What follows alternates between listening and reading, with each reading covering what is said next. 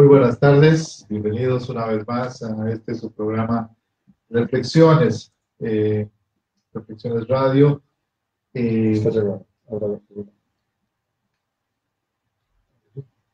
Bienvenidos a su programa Reflexiones Radio. Hoy en la grata compañía, como siempre, de Juan José Romero, nuestro coproductor,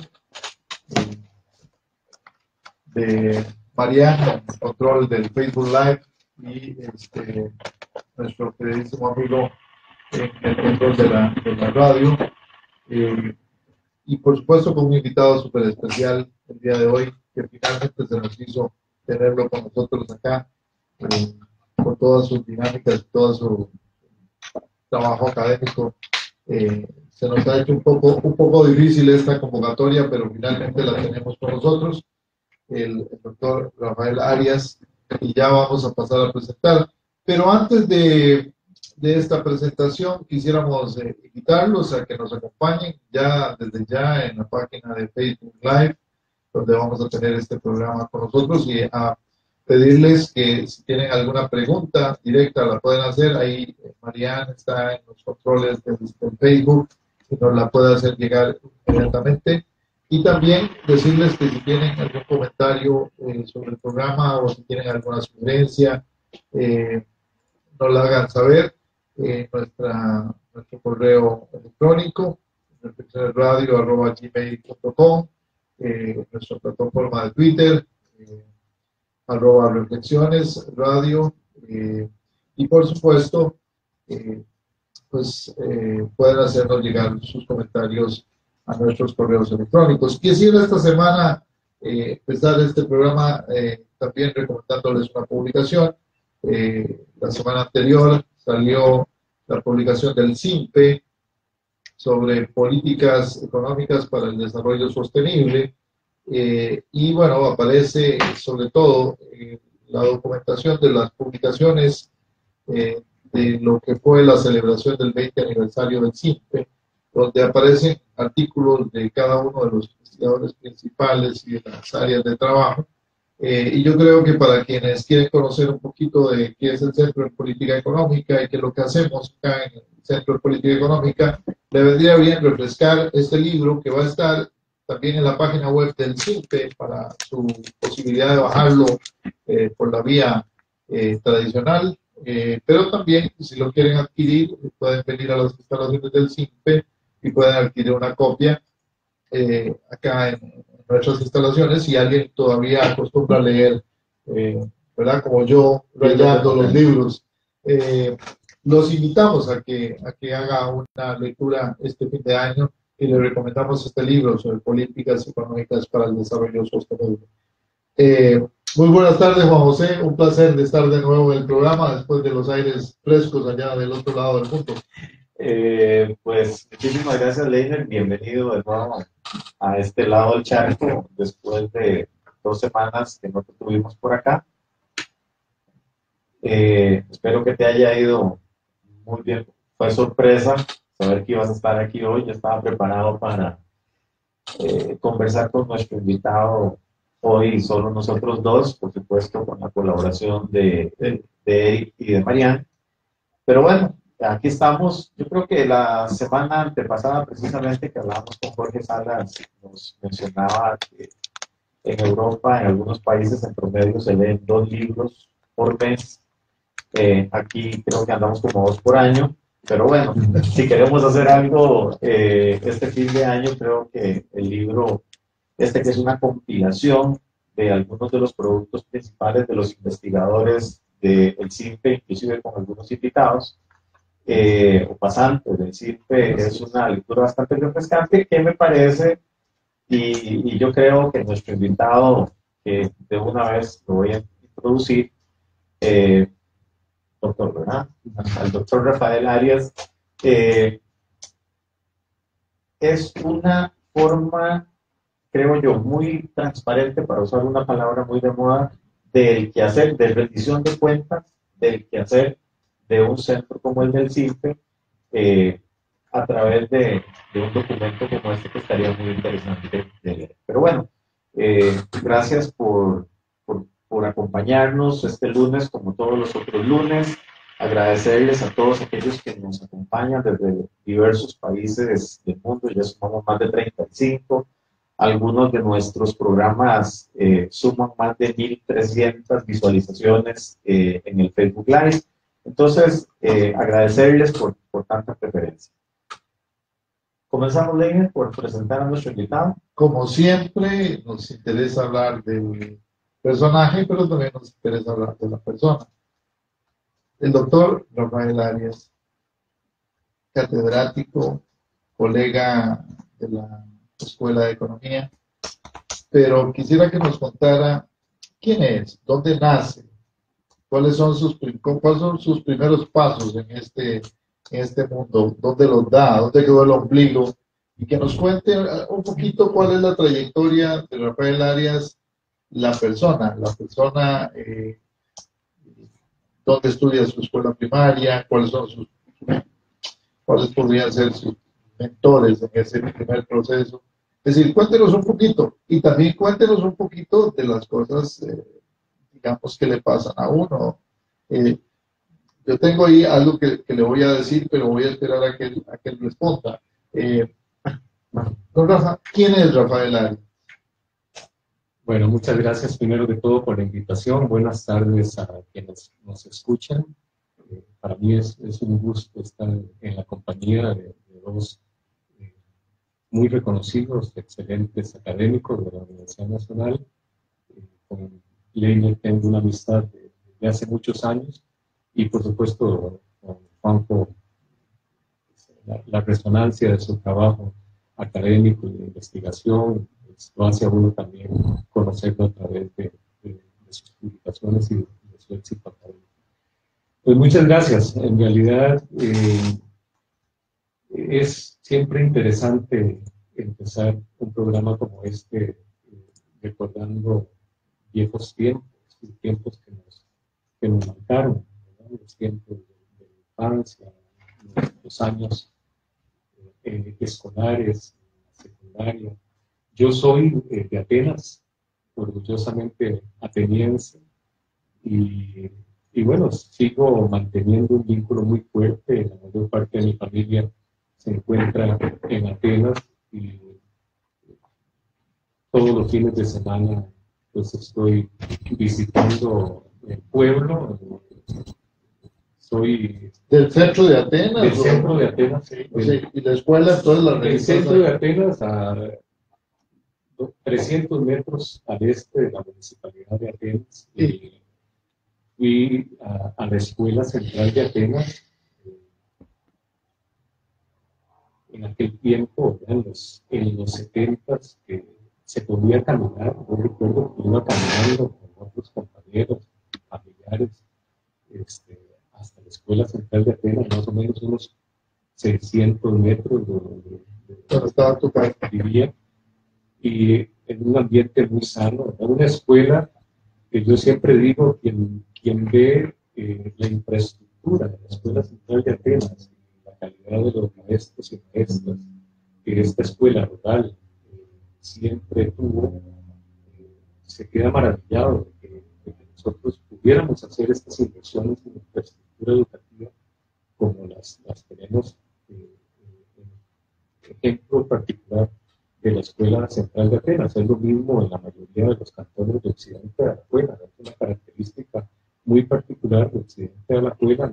No es en balde que Occidente de Alajuela tenga, los cantones de Occidente de Alajuela tenga los indicadores de desarrollo humano más elevados. ¿Y cómo era esa escuela?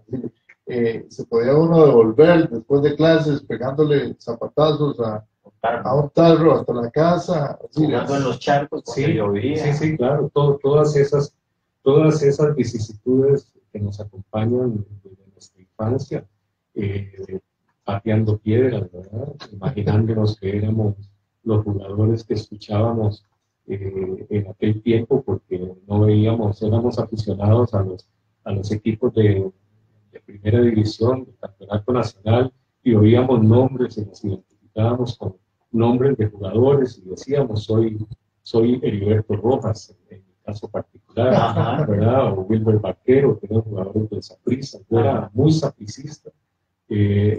Escuchaba los partidos por radio desde muy pequeño. Fui muy apasionado por el fútbol y me acostaba los sábados escuchando los programas de radio y me levantaba los domingos camino al estadio con Gabriel Rojas. Sí, me imagino que era muy fácil ser sapricista en aquellas épocas. Sí, era muy fácil. Campeonato. Claro, a mí me tocó. Vosotros del exacampeonato. Sí, yo al liguista, ¿ves? Sí, pero en mi familia había una división muy marcada, liguistas y sapricistas. Sí, porque ha habido muy buenos jugadores de la liga, inclusive de aquella época. De Atenas, claro, sí. Alejandro González, bueno, José Carlos Chávez y Ken. Pero háblenos un poquito de Rafa, porque sí, nos está saliendo por la tangente. Sí, no, y qué es lo que sí, digamos, termina. Cuéntenos alguna anécdota de la escuela que no hayas nunca dicho en público, por ejemplo.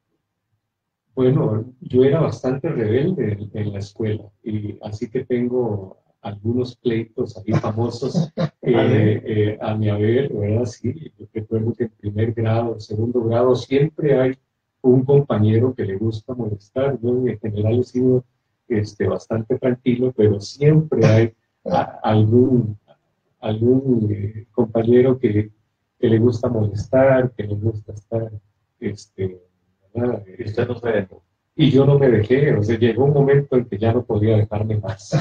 ¿Y cómo le fue? Me fue bastante bien. Sí, en general puedo decir que fueron varias las peleillas, ¿verdad? Que uno en el aula o en los corredores, ahí era pues peligroso hacerlo, ¿verdad? Porque después uno pasaba por la dirección y siempre uno le tenía miedo a la dirección de la escuela. La directora, una maravilla de persona, la niña Virginia Campos, realmente una directora que recordamos con muchísimo cariño. ¿Y alguna maestra que te marcara en esa primera parte de tu educación? Sí, yo creo que la maestra de primer grado, ¿no? Es la que más marca, la de primero y seguramente la de quinto grado. La de primer grado, porque bueno, uno está llegando y siempre necesita comprensión. Es más maternal. Sí, es más maternal, la niña Carmen Moreno. Y después, en quinto grado, tuve una maestra que me gustó en lo que iba a ser, digamos, como mis inclinaciones académicas futuras, ¿verdad? Porque ella era muy buena en estudios sociales, Albita Rojas, y por supuesto que sí, ella me marcó mucho. Esperemos que nos esté viendo, que alguien le cuente que está siendo mencionada por los estudiantes. Después le quita escuchar el programa, le manda la grabación. Claro que sí.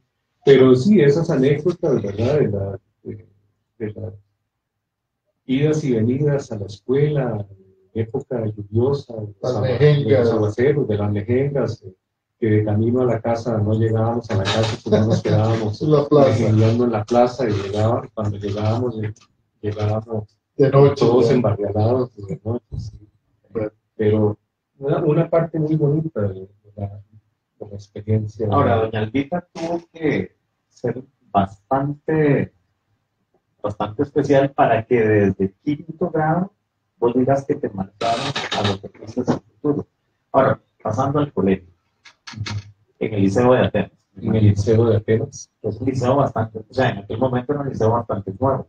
Sí, estaba en el Liceo Viejo. Mi primer año de colegio lo cursé en lo que se conoce el Colegio Viejo, que queda ahí en el parque, en una esquina del Parque Central, ¿verdad? Ahora está la biblioteca pública ahí y otras cosas ahí, pero ya no se utiliza para clases.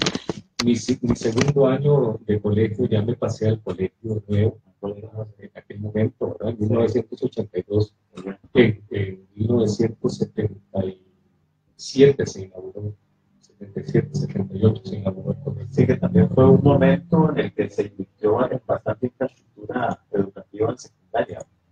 Más o menos me acuerdo, yo estaba muy chiquillo, pero después después... Sí, es la época, ¿te acordás de aquella famosa frase construido por el de Pepe Migueles, ¿no? Que sí. le dijeron, Carlos Manuel Castillo le llegó a decir que estaba muy preocupado porque la inflación estaba subiendo, ¿no? En su tercer gobierno en el 73, por ahí, y que dijo, bueno, si va a subir, ¿verdad? Entonces que suba en serio, vamos a duplicar el gasto en educación. Y entonces fue una época muy prolija, no solo esa, sino también la época de Daniel Oduber, el gobierno de Daniel Oduber, que marcó también un gran efecto muy benéfico de los precios del café.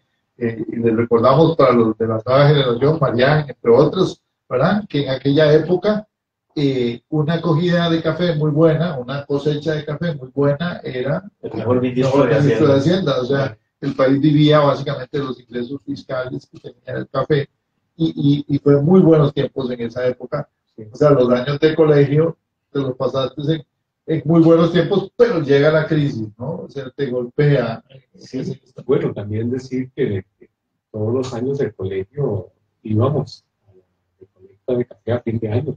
Eso está también, claro. Esa es una de las cosas que... Con mucho orgullo, con mucho orgullo, sí, por supuesto. En las peñas y luego, a partir de 1979, yo estaba en tercer año del colegio y fui con mis hermanos a inaugurar la Feria del Agricultor de Zapote, porque también yo iba a la Feria del Agricultor con mis hermanos. De eso era lo que yo tenía preparado, que yo conocí a mi buen amigo Rafael Arias, entre otras cosas, obviamente en la Escuela de Economía, pero básicamente en la Feria del Agricultor de Heredia. Y era un vendedor de papayas, Papaya y melón de primera categoría. Yo no sé si te recordarás de aquellos sí, claro que recuerdo. Yo pasé por muchas ferias del agricultor y me parece que fue un proyecto interesantísimo, y lo sigue siendo, ¿verdad? Es un proyecto que le cambió la vida a mucha gente y en mi caso me permitió tener recursos para los fines de semana, ¿verdad? Siendo estudiante de secundaria, pero para comprar ropa y las cosas que uno quiere comprar. Pagarle la salida al cine a la novia y todo ese tipo de cosas. Y después cuando ingresé a la universidad en el 81, la feria siguió siendo un recurso, una fuente de ingresos muy importante para mí y para otros miembros de la familia. Así que pasé por muchas ferias del agricultor, ¿verdad? Zapote, Atillo, Desamparados, Guadalupe, después, por supuesto, Heredia, pero también Alajuela, Grecia. Así que anduve por varias ferias.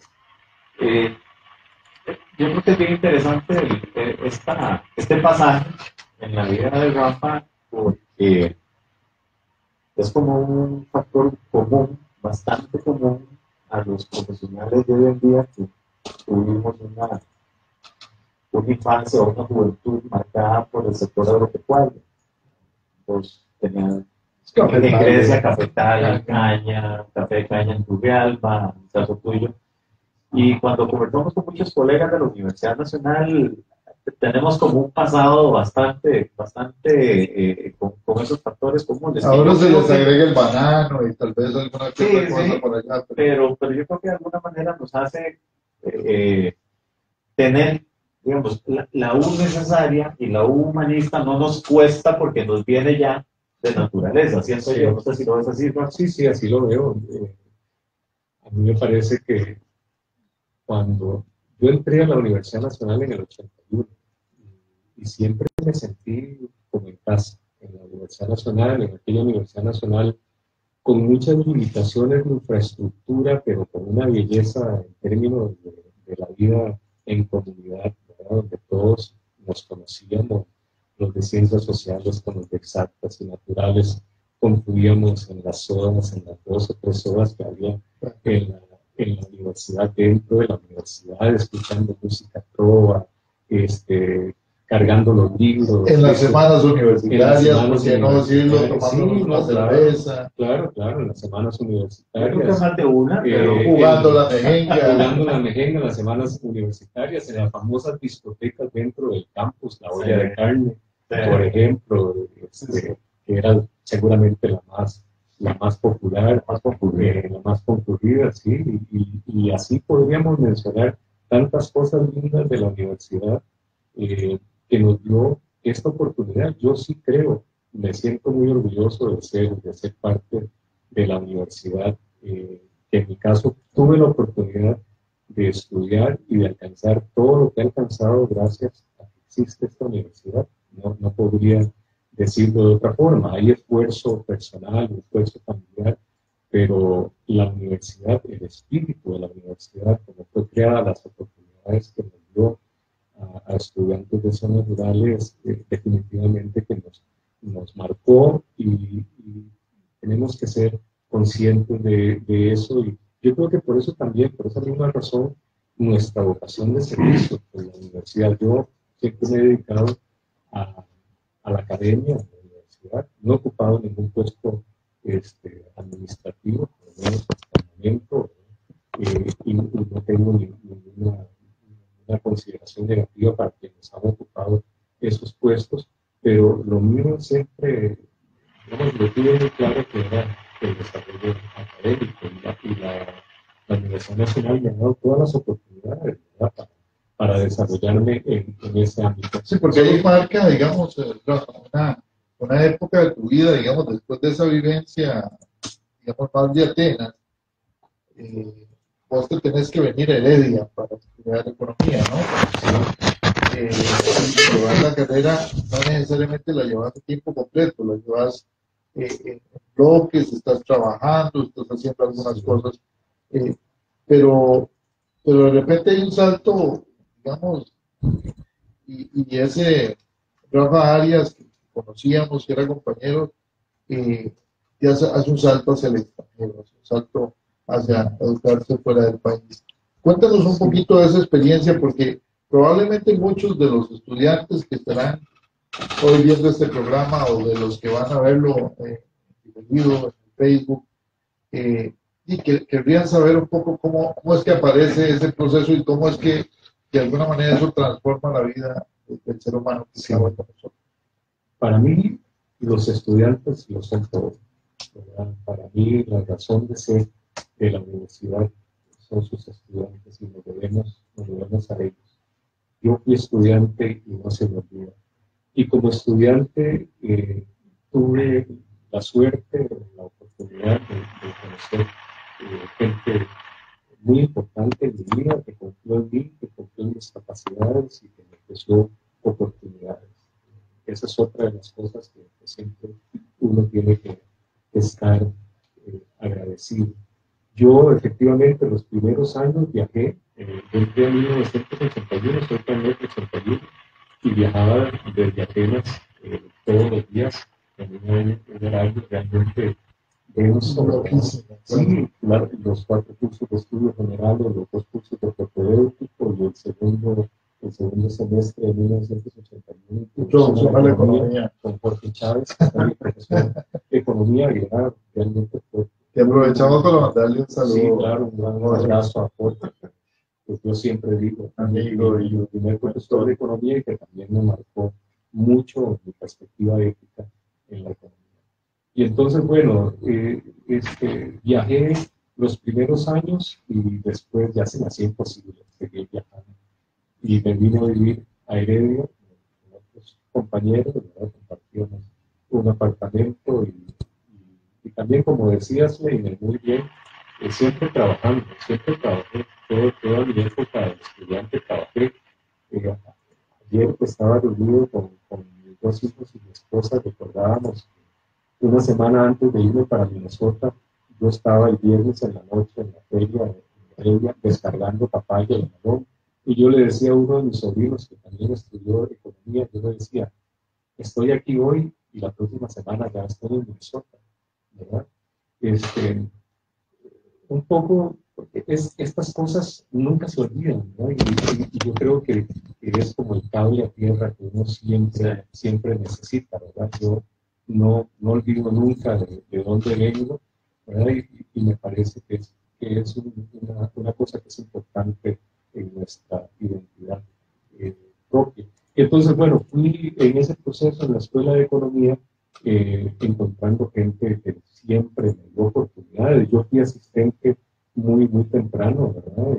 En mis años de estudiante, asistente de extensión, pero también asistente de docencia en los cursos de economía política. Por eso es que yo sigo dando los cursos de economía política, porque fue mi primer lazo fuerte con la academia, el enfrentarme, digamos, a una clase. Yo recuerdo que uno de mis profesores de economía política, el asistente, me dijo: usted la próxima semana va a dar la clase, usted va a dar la clase. Ajá. Y yo nunca me olvido de eso. Yo siempre que lo veo a este profesor, le comento eso, ¿verdad? Comentamos de que esa oportunidad fue grandiosa, ¿verdad? Una oportunidad muy importante para hacer algo que también ha sido, digamos, como el camino marcado en mi vida, la docencia, ¿verdad? Yo he sido un apasionado por la docencia y mis estudiantes siempre me lo dicen y me lo agradecen. Yo se los agradezco a ellos y a ellas muchísimo, porque yo creo que es una responsabilidad tener esa pasión por la docencia y poderlo reflejar y transmitir día a día, más allá de que en algún momento uno pueda sentirse un poco saturado, cansado, como lo sentimos ya a estas alturas del año. Semestre. Pero siguiendo con tu pregunta, Leiner, para no extenderme más, en ese camino, yo recuerdo que trabajaba, después me casé en 1987, siendo muy joven, ¿verdad? Me casé y ya eso significaba otras responsabilidades. Y entonces trabajaba en el Ministerio de Economía, tenía una jefatura en el Ministerio de Economía, siendo muy jovencito, a los 24 años. Estuve ahí y al mismo tiempo llevaba los cursos de licenciatura. Mi primera clase en la universidad, clase, fue un curso de servicio en la Escuela de Relaciones Internacionales, Integración Económica Internacional, con estudiantes que no estaban muy lejos de la edad, pero fue una experiencia también muy gratificante, muy buena. Y fui, digamos, como combinando esas tres cosas, ¿verdad? Trabajar en el Ministerio de Economía, dar clases y tomar mis cursos de licenciatura. Luego, cuando terminé los cursos de licenciatura, yo me paso de lleno a la Escuela de Economía. Trabajo ahí medio tiempo en un proyecto de investigación, extensión, y yo otro medio tiempo que daba un curso de servicio y creo que un curso de economía política, teoría del Estado, en la Escuela de Economía. Eso fue de 1990 a 1994. En 1994 surge la posibilidad de ir a estudiar afuera. Yo siempre tuve esa aspiración de salir a estudiar y había tenido algunas oportunidades. De hecho, había tenido oportunidades para ir a Chile, había tenido una oportunidad Fulbright para ir a la Universidad de Massachusetts. Pero digamos que mi familia ya tenía 2 hijos. Eso me hizo considerar esas posibilidades porque no me garantizaban una beca familiar. Hasta que se dieron, digamos, las condiciones para que la universidad me ofreciera una maestría, una beca para hacer una maestría. No sabía exactamente dónde, porque era un programa de intercambio, ¿verdad? Entonces, yo dije que sí, pero no sabía dónde iba. En el formulario, recuerdo que me pusieron la organización ¿verdad? Mandaba un formulario en el que uno ponía en orden de prioridades del 1 al 10 a las universidades a las que uno quisiera ir. Yo recuerdo que la primera universidad que yo puse fue la Universidad de Massachusetts, porque es una universidad que el Departamento de Economía se especializa en economía del desarrollo. Y Carlos Murillo había estado en la Universidad Universidad de Massachusetts, Maru Pretos había estado en la Universidad de Massachusetts. Entonces tenía esas referencias, ¿verdad? Carlos fue muy importante para que yo saliera a hacer los programas de posgrado. Carlos Murillo Rodríguez. Carlos Murillo Compañero, Carlos Murillo Rodríguez, que lo veo aquí en la foto de los exdirectores del CIC. Cuando eso, Carlos estaba de director de la maestría, cuando estaba allá, ¿verdad? En el viejo edificio, en el aula que se tenía ya en el campus Omar Dengo. Y entonces surgió esa posibilidad. Carlos tuvo mucho que ver en esta decisión y yo dije que sí, desde el principio quedó sujeto a que tuviera yo la posibilidad de ir con mi esposa y mis dos hijos que tenían 7 y 5 años. En 1994, yo me fui el 9 de septiembre de 1994 a Minnesota, porque yo puse en esa lista 10 universidades, la UMass, la Universidad de Wisconsin, digamos de segunda, que también resultó ser vecina de la Universidad de Minnesota, pero en esas 10 no iba a la Universidad de Minnesota. La sorpresa fue cuando me llegó el placement, ¿verdad? Y me decían, usted ha sido aceptado para ingresar a la Universidad de Minnesota. Y bueno, a partir de ese momento yo lo asumí con mucho optimismo, con mucho positivismo, ¿verdad? Carlos conoció a Minnesota, ¿verdad? Minnesota en invierno es súper frío. Pero entonces inmediatamente nos fuimos a buscar información sobre Minnesota y desde ese momento Minnesota se convierte, tengo que decir, ¿verdad? Los geógrafos hablan de a sense of place, como un sentido de lugar, un sentido de arraigo. Yo siento eso por Minnesota. O sea, desde el primer momento, y por supuesto, después de 10 años de vivir ahí, yo pienso y me imagino todo mi entorno. O sea, me lo puedo imaginar, en este momento me lo estoy imaginando, y es como si estuviera ahí, recorriendo las calles, recorriendo la universidad. Eso es muy particular de los profesionales que viven este tipo de experiencia afuera, ¿no? De que de alguna manera hacemos un segundo hogar, una segunda tierra, y eso no significa que dejas de apreciar lo importante que es Atenas, o lo importante que es tu patria, pero que te sentís en tu casa en otro lugar. Y en este caso es Minnesota. Pero tenemos que cortar. Sí, tenemos que cortar. Por supuesto, esto no es un corte comercial porque nosotros no tenemos patrocinadores, pero para hacer un pequeño corte acá, un pequeño corte musical y volver ya con el tema de fondo, no sin hacer una pequeña reflexión. Yo creo que, y esta es una cosa que muchos de nuestros oyentes me dicen, qué bonita esa parte cuando ustedes conversan con la persona. Porque nos permiten conocer cosas que nos identifican con esa persona que está allá y que uno dice, ¿cómo se parece a mí? Qué bonito, tuvo una experiencia parecida a la mía. Qué lástima, yo la tuve y no la aproveché, pero qué dicha que él sí la aprovechó. Entonces yo creo que este tipo de vivencias que nos está narrando Rafa son bastante aleccionadoras para la gente que viene, precisamente para que sepa tomar ese tipo de oportunidades. Vamos a tener hoy de invitado musical a un cantautor mexicano, Leonel Soto, que estuvo de gira precisamente el fin de semana, precisamente es promocionado en Costa Rica por nuestro amigo Eric a través de Radio Surquí.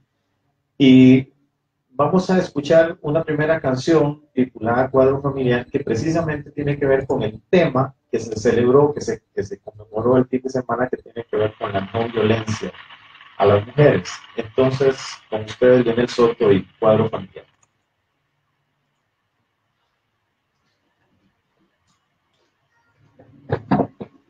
No sé si se está oyendo. Sí, se está oyendo, pero voy a cantar de las...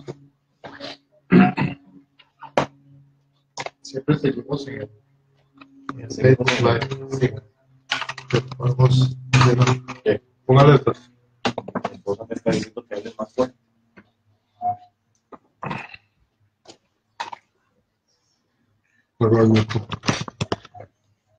Pues sí. la compensación. Sí, no, ¿Qué te hacen? Entonces, papaya, la papaya, no, pero papaya, era papaya, pero no, era de patera. ah, papaya. Sí, yo mis hermanos, un par de ellos vivían en patera, entonces tenían allá, sembraban papaya y melón. Ah, ya. Entonces, era así. En apenas, después de que al frente de mi casa habían instalado como un cajón de camioncitos, ¿verdad? Era como una bodega. Y entonces descargaban ahí, ponían ahí la mercadería para el sábado, sí, el viernes en la noche, o el sábado en la Navidad, cargábamos el camión y nos íbamos. Y yo recuerdo que antes la papaya se envolvía como periódico Para que se para que se maduraran. madurara, ¿no? No se usaba esa. Es que no se usaba carburo.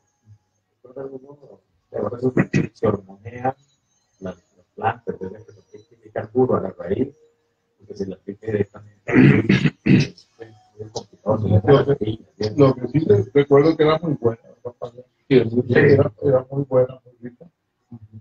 Y era conocido. es que ahora que estabas hablando de eso, yo también iba a vender en la feria de agricultores industriales. Mi papá producía queso y un hermano mío producía hortalizas, culantro, rabanito, mostaza, esas carajas. Y yo carajillo, los viernes, los jueves en la noche, iba a dejar un poco de cajas y para cuidar el queso. Y el otro día en la mañana estábamos ahí vendiendo carajadas. Perfecto queso. Sí, sí, vendiendo queso. Sí, Vamos a ver. son excelentes.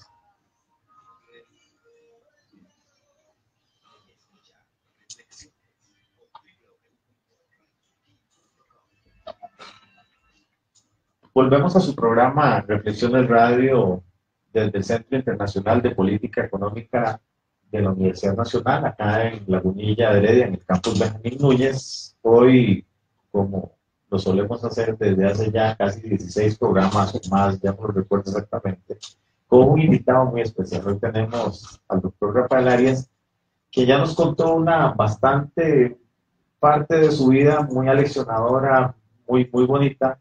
Pero bueno, vamos a entrar al tema de fondo y, bueno, hablamos de economía para el desarrollo. ¿Y qué es eso de la economía para el desarrollo? Porque uno podría pensar que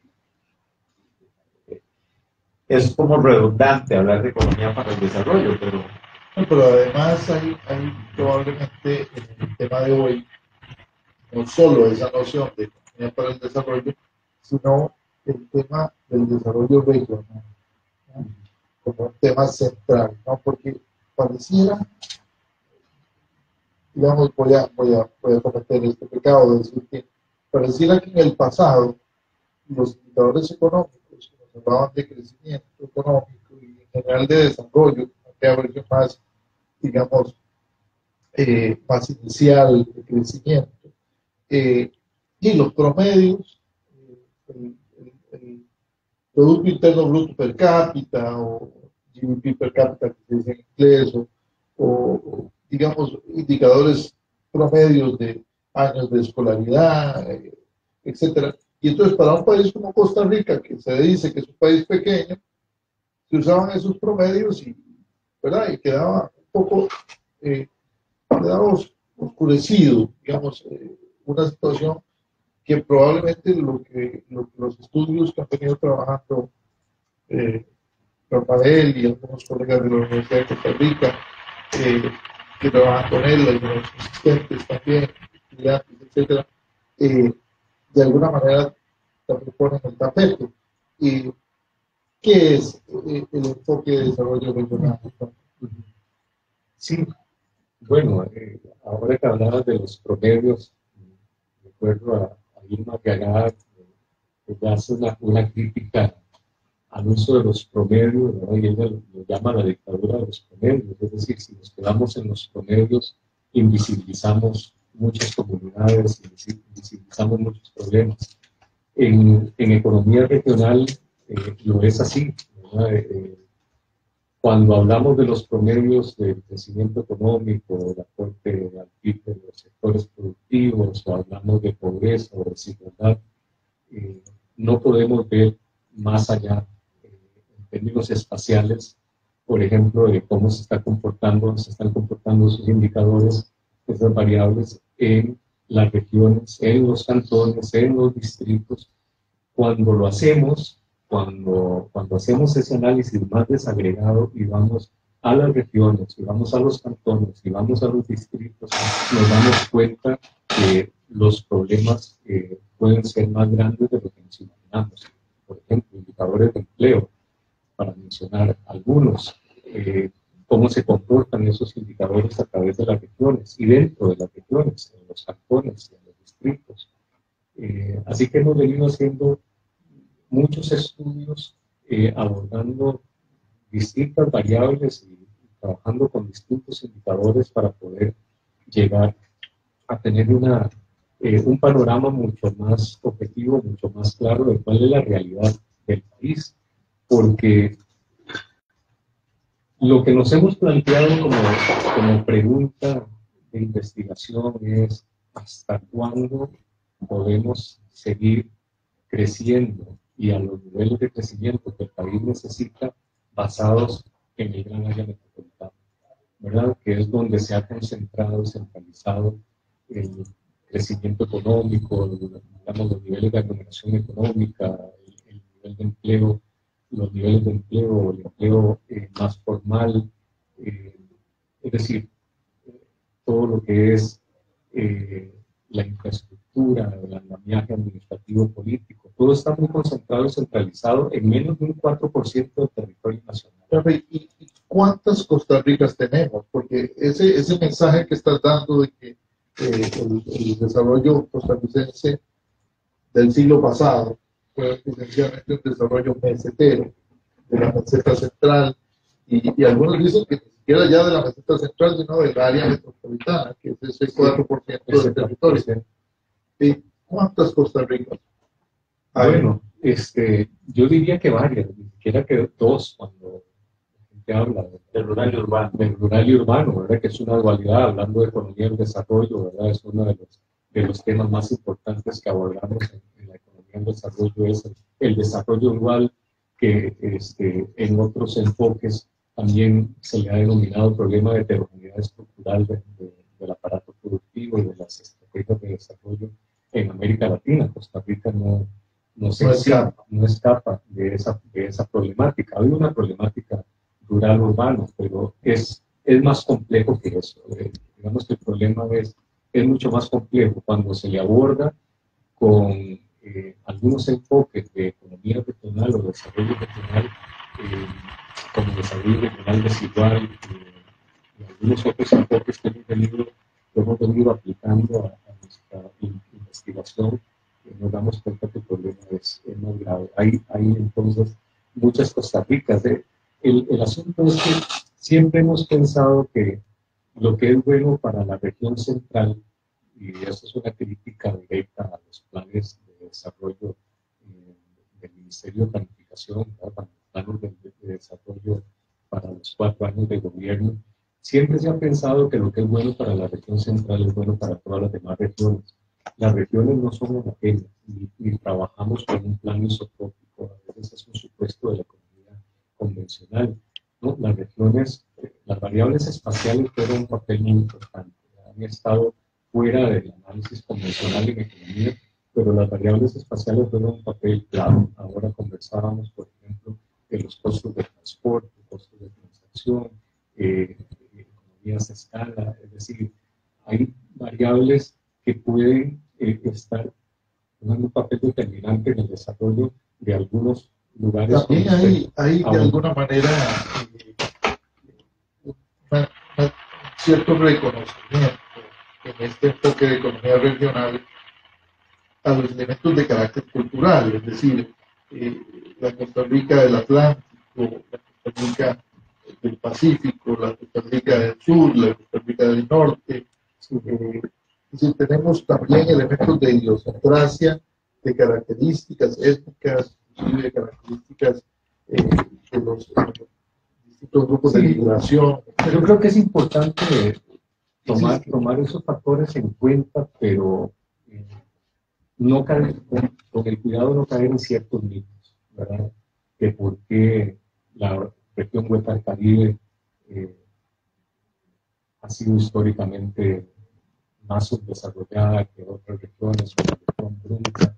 Claro que hay elementos culturales, elementos de localización, elementos de ubicación, de infraestructura. Nosotros analizamos muchos aspectos, también más los económicos, como infraestructura institucional, especialización productiva, para caracterizar e identificar, digamos, problemas en las regiones.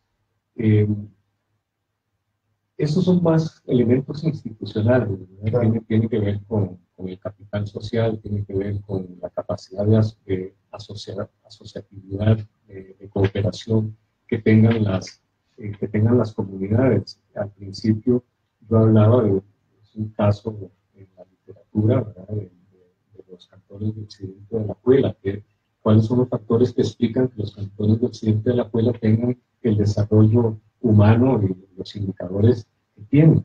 Tiene que ver mucho con estas capacidades institucionales de las instituciones, que tienen que ver con lo que Putnam denomina el compromiso, el civic commitment, el compromiso cívico, la asociatividad, la cooperación, la pequeña producción, la forma en cómo está distribuido claro, pequeña producción agrícola en los cantones del occidente de Alajuela. Es que precisamente, ahora que cuando estábamos hablando al principio, yo estaba pensando, bueno, Alajuela. Resulta que Upala y los Chiles son de Alajuela. Sí. Y son dos de los cantones, o sea, son dos cantones que están entre los 10 más pobres, sí. Pero resulta que son de la misma provincia, en donde están 4 cantones o 5 que son de los que tienen mayor desarrollo. ¿Sí? Entonces, y también está dentro de la región Huetar Norte, ¿verdad? Ya, dentro de la región de planificación, esos cantones están en la Huetar Norte. Y en la Huetar Norte nos encontramos con estas asimetrías. Por eso hay que ver el tema de las desigualdades y las asimetrías, que quiero ir a tu pregunta, porque me parece que es clave. Dentro de la región Huetar Norte está Ciudad Quesada, hay algunos cantones con un desarrollo muy importante, sí, con distritos turísticos, con un sector de agronegocios también muy importante, pero luego tenemos estos otros cantones, Upala, Guatuso, Los Chiles, que están en esa misma región y sin embargo tienen indicadores completamente distintos, ¿verdad?, a los del promedio para la región Huetar Norte. El mismo patrón podemos encontrar en la región Chorotega, en la región Brunca, en la región Huetar Caribe, es decir, en las distintas regiones, en la región Pacífico Central. Quería ir a tu pregunta antes de que se me olvidara, porque yo le hice un preámbulo a la pregunta sobre las asimetrías, sobre las distintas Costa Ricas. Claro, tenemos una Costa Rica con grandes asimetrías, con grandes desigualdades territoriales, de desarrollo regional, que responde, por eso yo decía que hay que desmontar algunos mitos, porque el problema del desarrollo desigual que tenemos, del desarrollo tan concentrado en el gran área metropolitana, tan centralizado en el gran área metropolitana, en vez de producir convergencia, ha producido divergencia. Es otro de los temas en la economía. O sea, que reproduce un patrón y más bien lo fortalece, lo refuerza. Exactamente. O lo refuerza, lo refuerza, perdón. Y eso más bien lo que está creando es un aumento sustancial de la desigualdad. Sí. Que es el otro tema importante de tus estudios, sí, de tu trabajo. Sí, porque la desigualdad no la podemos desligar del aparato productivo, del esquema de desarrollo. Los esquemas de desarrollo pueden incidir para bajar desigualdad y pobreza, como pueden incidir para aumentarlos. O sea, los factores que determinan la desigualdad y la pobreza son muchos los factores, ¿verdad? Por eso es que hay que también estos estudios nos permiten ver más allá de los factores convencionales o tradicionales que se plantean en la literatura como determinantes de pobreza y desigualdad. La localización, las variables espaciales son muy importantes para explicar que la desigualdad no es un problema solo de distribución de rentas o de ingresos, ¿verdad? Lo dice Amartya Sen. la desigualdad y la pobreza tiene un carácter multidimensional. Y nosotros trabajamos con esos enfoques multidimensionales de pobreza y desigualdad. Dentro de los enfoques multidimensionales, las variables espaciales son clave. Entonces, ¿qué es lo que tenemos? Lo que tenemos en Costa Rica es un esquema de desarrollo que sea un patrón de desarrollo que está reproducido por digamos en el siglo colonial. En el siglo XX hemos pasado desde el modelo liberal agroexportador por el modelo de sustitución de importaciones y en los 80 el modelo de promoción de exportaciones más vinculado al sector externo de la economía, y en todos vemos el mismo patrón. El patrón es que el desarrollo se concentra, ya no digamos en la región central, en el gran área metropolitana. En el gran área metropolitana, los incentivos, el marco jurídico institucional para atraer inversiones, para dar incentivos, el acceso a los servicios, el acceso a mano de obra calificada, todo está concentrado en el gran área metropolitana. Yo traigo ahí unos datos, ¿verdad?, donde se demuestra cómo el 75% de la mano de obra calificada del mercado de trabajo formal está en el gran área metropolitana. ¿Por qué las tasas de participación laboral femenina están concentradas en el gran área metropolitana? Cuando nos desplazamos, conforme nos desplazamos en círculos concéntricos fuera del gran área metropolitana, los problemas de desempleo estructural, de participación laboral de la mujer, los problemas de pobreza, los problemas de desigualdad, los problemas de escuelas sin acceso a Internet se van incrementando, los problemas de vivienda con problemas, digamos, de vivienda, que deterioro en las viviendas, que es otro elemento en la pobreza multidimensional, el acceso a las nuevas tecnologías, ¿verdad? Hace un par de semanas estaba en Cartagena presentando algunos de estos datos, por ejemplo, como la gran dispersión de escuelas y colegios sin Internet en Costa Rica. O sea, hay muchas escuelas y colegios con Internet, pero se van a sorprender de la cantidad de escuelas y de colegios que no tienen Internet. Y entonces ahí tenemos una asimetría espacial, o sea, que se refleja en términos espaciales, pero que también se transversa con los problemas de brechas digitales y capacidades de los niños y las niñas. Los niños y las niñas que están asistiendo a escuelas sin Internet son un montón, comparado con los niños y las niñas que están asistiendo a escuelas con Internet. Hay una gran concentración en el gran área metropolitana y podemos ver un enjambre en el mapa que lo referenciamos, podemos ver un gran enjambre de puntitos negros de escuelas, digamos, con acceso a Internet en el gran área metropolitana, y después a lo largo del mapa del territorio nacional un montón de puntitos azules que son las escuelas que no tienen acceso a Internet. Cuando hablamos desde el enfoque de capacidades de amarte-ser, esos niños y niñas que están asistiendo a escuelas que no tienen acceso a Internet están con una desventaja enorme, incluso para romper con los círculos viciosos de desigualdad y pobreza. Esos niños y niñas van a tener más problemas en un futuro para insertarse en el mercado de trabajo, para poder competir. O hasta para asistir a la universidad, o para tener derecho a la oportunidad para poder empezar. Ese es un punto importante. Bueno, y esto tal vez ya empieza a resolver mi pregunta, ¿sí? ¿Qué es el para qué se hacen los estudios de desarrollo regional? O sea, porque tal vez el oyente, el que nos escucha, el que nos está observando en el Facebook Live, se pregunta, y bueno, toda esta inversión, que además hoy es muy rica en instrumentos, ¿verdad? Hoy se tiene muchísimo más datos, está toda la posibilidad de georreferenciar los datos en los cantones, a nivel inclusive de distrito, algunos. Pero toda esa gran cantidad de información lo que nos ayuda es para el diseño de política pública o para mejorar nuestra percepción sobre los resultados de la política pública. ¿Cuánto se ha avanzado y cuánto falta por avanzar en ese tema? Porque uno pareciera que escucha hablar a los gobiernos de estos temas de desigualdad, de pobreza, de enfoques ecosistémicos, etcétera, pero es mucho lo que se habla, pero bastante poco lo que se avanza.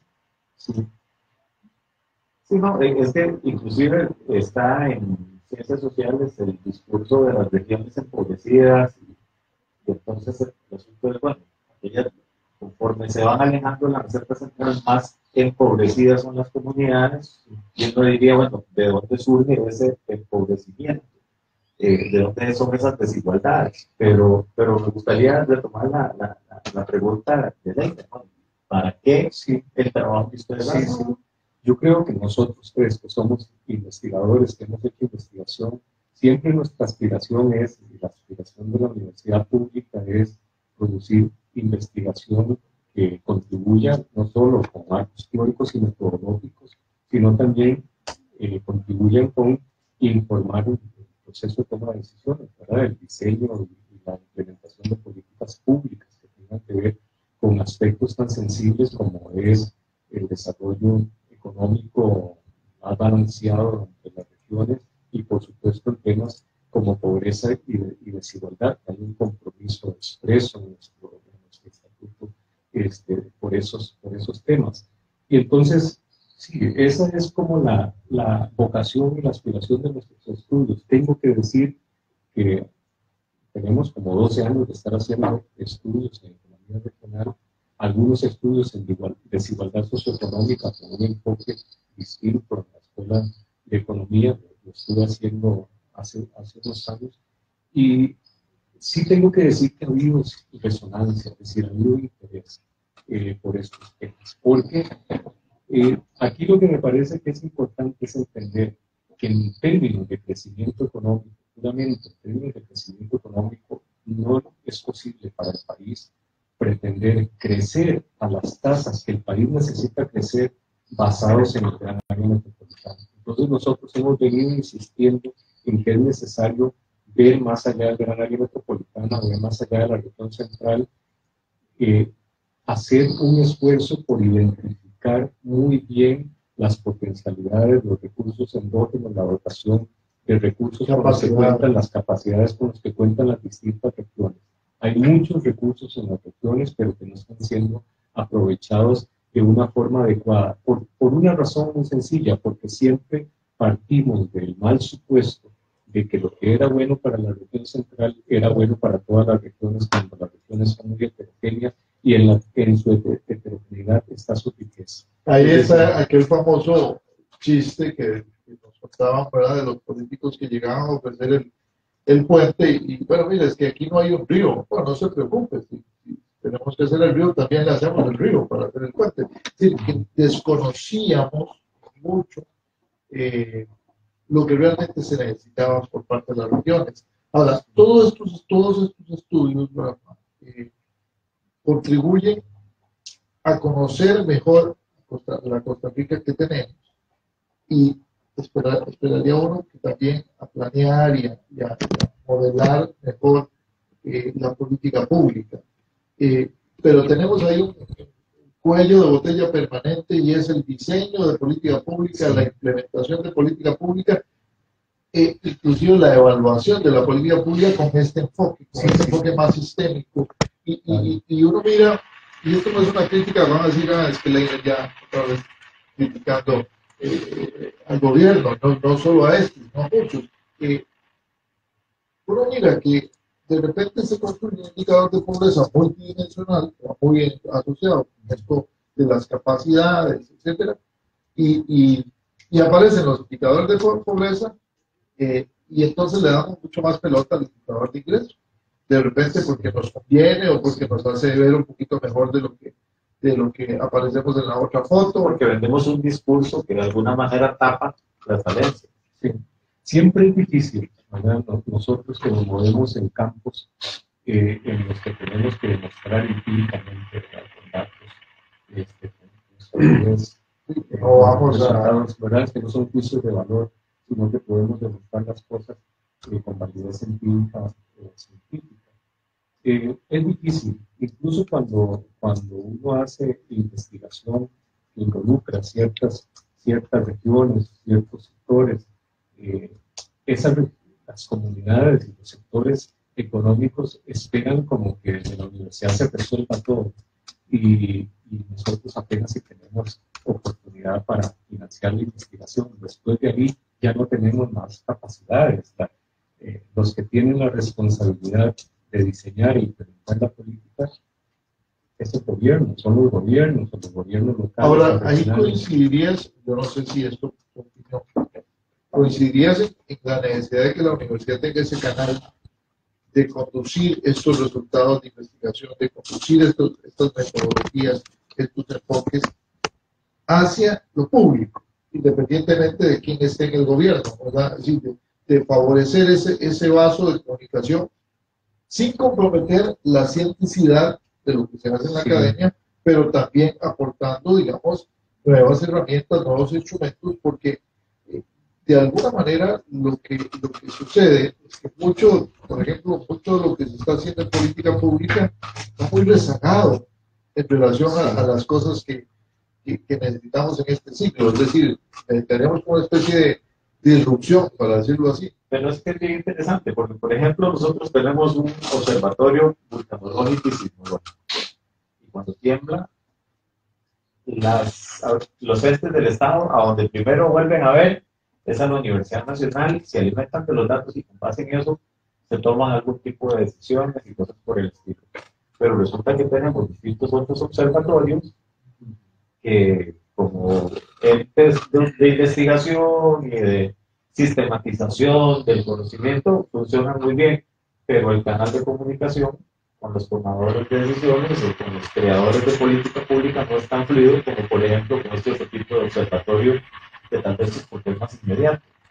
Entonces, volviendo a la pregunta tuya, Leila, yo creo que, digamos, en dónde está el kit del asunto de por qué todo el trabajo que ustedes hacen, o que se hace en el CIPE o que hacemos en otras partes de las universidades públicas, cuesta más que se conviertan en política pública, porque mucho se habla de campaña política, mucho se habla, y ahora lo vamos a ver, de polos de desarrollo. Entonces, el polo de desarrollo de la región Huetar Caribe, o de la región Huetar Norte, o la región Chorotega, o en la Brunca, y entonces que vamos a, porque ya el depósito comercial de Golfito ya no es una solución, y entonces aquí les traigo un polo de desarrollo, hecho a la medida de Canaria, ¿verdad? O sea, ¿cuánto de eso hay de cierto, o cuánto de eso, digamos, está impregnado efectivamente de los resultados de las investigaciones que ustedes hacen? Sí. Bueno, siempre es delicado, sí, y es delicado porque las pandemias están y esto depende mucho de cuáles son los mecanismos, de cuáles son, digamos, que los esquemas en los cuales se puede establecer esta relación universidad, política pública, diseño, implementación de política pública, pero lo cierto es que en otros contextos es una cosa que en algunos sectores estratégicos se da y se da muy naturalmente el vínculo de la universidad con el desarrollo no solo productivo, sino el desarrollo de infraestructura, el desarrollo tecnológico, innovación, el desarrollo de las comunidades, etcétera. Aquí estoy pensando, por ejemplo, en el esquema del distrito industrial italiano, donde la universidad juega un papel fundamental, ¿verdad?, para el desarrollo y la implementación de políticas que se requieren para el desarrollo de esos distritos industriales, que es realmente un esquema interesantísimo de desarrollo territorial o desarrollo regional. Pero lo mismo lo vemos en Taiwán, en Corea del Sur, ¿verdad?, para hablar de países que arrancaron. En Estados Unidos, sí, de regiones, ¿no? Silicon Valley de alguna forma surge porque la Universidad de Stanford, hay una investigación ahí de un profesor con sus estudiantes de PhD y están haciendo una investigación sobre semiconductores, y así arranca Silicon Valley, y después para hacer lo que soy, hay una donación de los terrenos y bueno. Entonces, yo creo que siempre es posible pensar en este vínculo.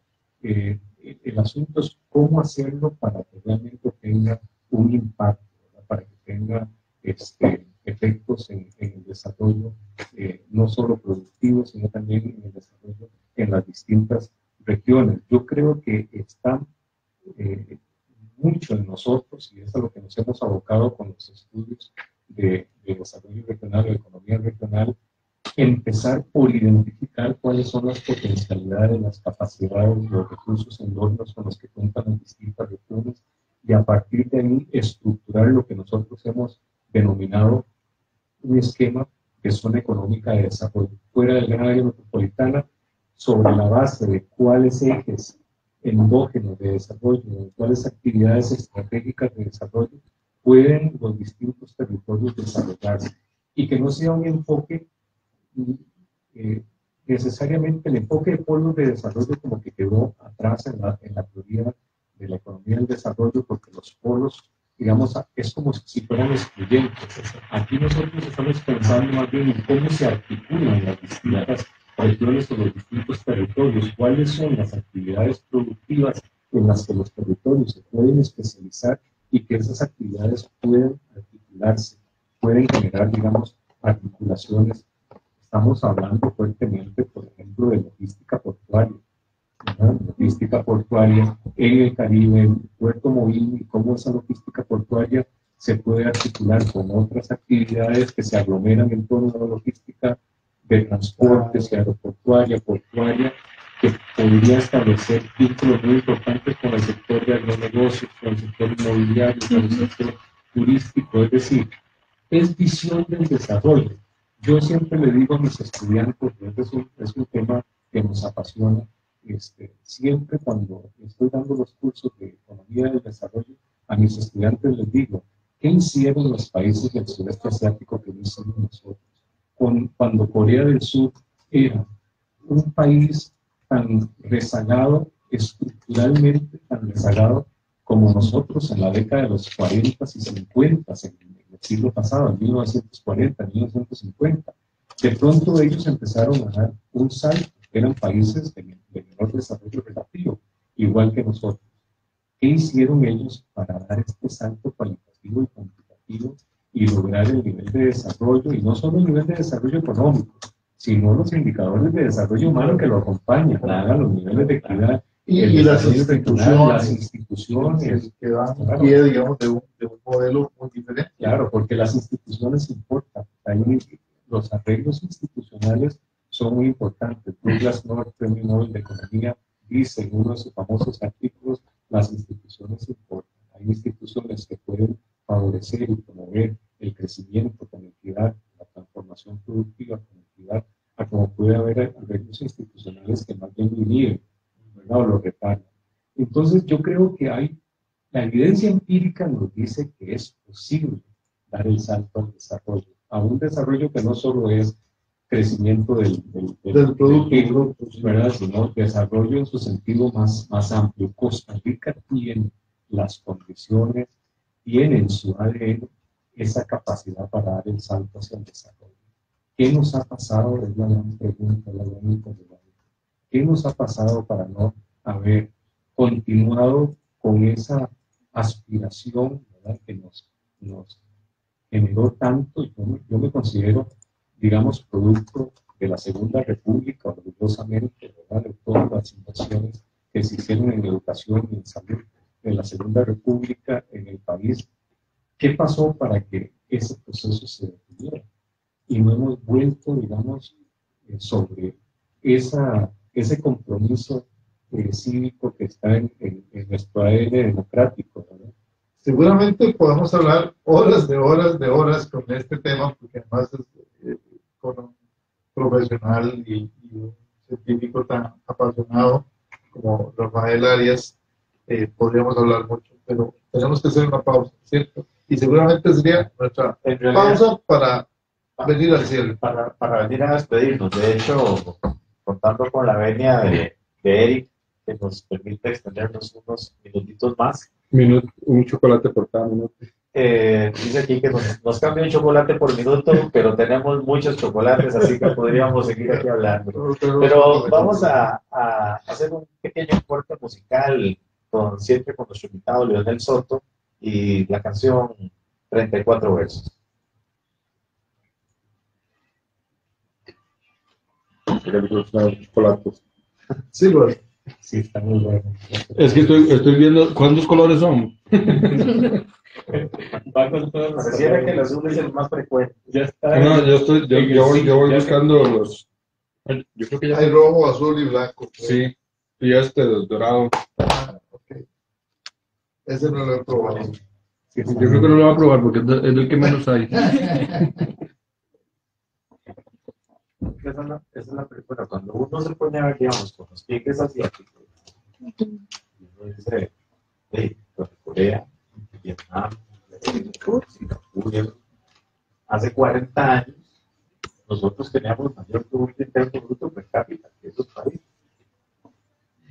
O sea, estos venían saliendo de una guerra y toda esta caja de cómo nosotros estamos atacados aquí. Con los recursos que se tienen. Bueno, ahora hablamos de otros países. Inclusive por la ventaja de la ubicación geográfica, en medio de del norte del sur. Bueno, pues vamos a hablar un poco de eso. Porque son zonas económicas y el otro elemento que hemos venido insistiendo es ahora que estamos terminando investigación sobre los dos puertos.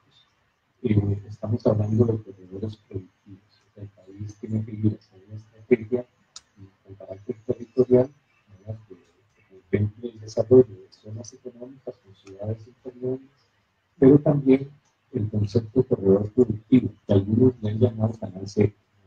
Nosotros lo llamamos corredor productivo. Hemos identificado al menos 4 corredores productivos. Esos corredores productivos, como estrategia de desarrollo, aquí depende de la voluntad política, pero como estrategia de desarrollo, lo que permiten esos corredores productivos es articular distintas regiones. Por ejemplo, el corredor productivo que va desde Puerto Marino, APM, y todo el desarrollo de logística portuaria y transportes, hasta el puerto que se construiría en Santa Elena, en el Pacífico Norte, recorre región Chorotega, o sea, la parte norte de la región Chorotega, Huetar Norte, ¿verdad? Por ahí pasaría por las llanuras para hacerlo más eficiente, ¿verdad? Las llanuras de San Carlos, hasta llegar a la Huetar Caribe. O sea, son 3 regiones que se articularían con ese corredor productivo. Con 7 años, con 29 kilómetros. Sí, no, No, pero por eso mismo. además, Ese es el problema. pero además el proyecto nuevo, ¿verdad? Está en discusión en estos días, por cierto, que la universidad está trabajando en eso, es mucho más amplio, ¿no? La carretera 10 carriles, el ferrocarril, Pero hace 30 años lo tiempo para un carril para allá, y ahora todavía estamos en piedra. Vamos. Así es. Continuamos con su programa Reflexiones Radio. Hoy nos estamos extendiendo un poquito más, abusando de su confianza y de su paciencia, pero yo creo que la conversación con Rafa está muy interesante y de hecho estábamos aquí hablando. Seguimos en conversación. Sí, sí, aquí Durante entre pelones estábamos hablando precisamente de esto de las zonas de desarrollo y estábamos tocando un tema que tenía que ver con el concepto de los corredores productivos. Yo creo que sería muy interesante, tal vez para cerrar el programa, porque yo creo que hacia ahí es donde deberíamos de ir, porque precisamente si queremos trabajar con zonas productivas, necesitamos los corredores, que como decía vos, ¿qué es este concepto? ¿No? Sí. Bueno, es un concepto relativamente nuevo para nuestro contexto, ¿verdad? Ya desarrollado en otras experiencias, pero para Costa Rica sí que nos resuelve muchos problemas, porque aquí siempre la pregunta ha sido cómo hacemos para articular el desarrollo, por ejemplo, de la región Brunca con el área metropolitana o la región del Caribe con el área metropolitana, que es el principal mercado. Y entonces, este concepto de los corredores productivos es un concepto que contribuye muchísimo para instrumentalizar y hacer factible el desarrollo más con carácter territorial, más dinámico. El espacio relacional es dinámico, hay que aprovechar esas condiciones de cuáles actividades pueden dinamizar el desarrollo económico y también las condiciones de vida de las poblaciones. El concepto del corredor productivo es un concepto sobre la base de la identificación de actividades productivas dinámicas en las cuales se pueden especializar los territorios, articular distintos territorios. digamos, con especialización productiva distinta, pero que se pueden articular. Y entonces, para dar un ejemplo, que creo que tal vez es la mejor forma de ponerlo, se está hablando mucho de lo que han denominado en la prensa el canal seco. Nosotros preferimos utilizar el concepto de corredor productivo, que articularía Puerto Moín, ¿verdad?, con un nuevo puerto en el Pacífico Norte, en Santa Elena. A lo largo de ese corredor productivo hay actividades, por ejemplo, en los puertos se deben de especializar, ¿verdad?, infraestructura, logística portuaria, logística de transportes, un sector de agronegocios muy fuerte, ¿verdad?, que hay también ahí, vinculado con el mercado internacional. Luego, un sector de agronegocios muy fuerte que está en la región del norte, todos sabemos de ese turismo, ¿verdad?, nichos de turismo que se articularían con nichos de turismo también en la Vuelta al Caribe, donde hay condiciones espectaculares para el turismo, pero que no se han aprovechado, y para un turismo que sea sostenible, que aproveche las bellezas naturales que tiene la Vuelta al Caribe, la Vuelta al Norte, y por supuesto con todas las condiciones que ofrece Guanacaste, la región Guanacaste, que es también un corredor ahí. Paraíso. Sí, sí, y ese corredor articularía 3 regiones con actividades ya identificadas, para las cuales estamos también desarrollando matrices de producto con alta potencialidad. Con alta potencialidad de demandas intersectoriales, de generación de... Y yo creo que es una cosa que, perdona, que se vendería bastante fácil, a pesar de que ya el canal seco, que es lo que se conoce como el canal seco, ya tiene muchos detractores por el asunto ambiental. Sin embargo, sacamos 2.000 trailers que pasan todos los días por la meseta central. Así es. ¿Verdad? Eso Bueno, es parte de la del realidad. concepto este del desarrollo regional mesetero, ¿verdad?, que tenemos, que todo pasa por San José. Se nos quedan muchísimas cosas en el tintero y nos da la oportunidad de ofrecerle para el año entrante una segunda oportunidad a Rafa para que nos hable de esta segunda parte y de lo que están haciendo y de lo que viene. Es decir, de lo que han hecho recientemente sobre puertos y de lo que viene, que están haciendo y ya vienen algunas publicaciones adicionales y que también, seguramente también que vamos a invitar a su colega de la Universidad de Costa Rica, que también trabaja muy bien, que este proyecto es un proyecto conjunto de colaboración de la Universidad Nacional y de la Universidad de Costa Rica, porque Rafael lo tenemos compartido, ¿verdad?, como un pie en cada una de las universidades. Le queremos agradecer muchísimo, de verdad. Yo creo que el día de hoy, aunque nos hemos pasado a la raya, el programa, por lo menos en el caso nuestro, lo hemos disfrutado. Esperamos que ustedes también lo estén disfrutando y lo hayan disfrutado. Y ojalá cuéntenos, díganos, continúen escuchándonos en reflexiones. Y si tienen alguna duda, por supuesto, escríbanos a radio@gmail.com o a través de la plataforma de Facebook o de Twitter. Muchísimas gracias por habernos acompañado el día de hoy. Como siempre, Juan José, los dejamos en buena música, ¿verdad?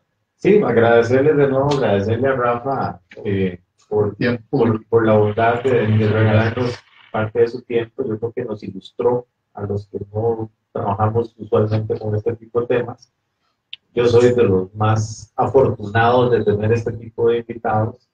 Entonces, agradecerte, Rafa, muchísimo y ya te comprometimos para el próximo año. Encantado. Y eso quiere decir que vamos a tener reflexiones el próximo año. Vamos a seguir con el proyecto, gracias a su preferencia. Y bueno, despedirnos como siempre con una joya musical, en este caso siempre con el cantautor mexicano Leonel Soto, porque es importante promover también a las voces de la nueva música latinoamericana. Y culminamos con Ha llovido en California. Hasta la próxima.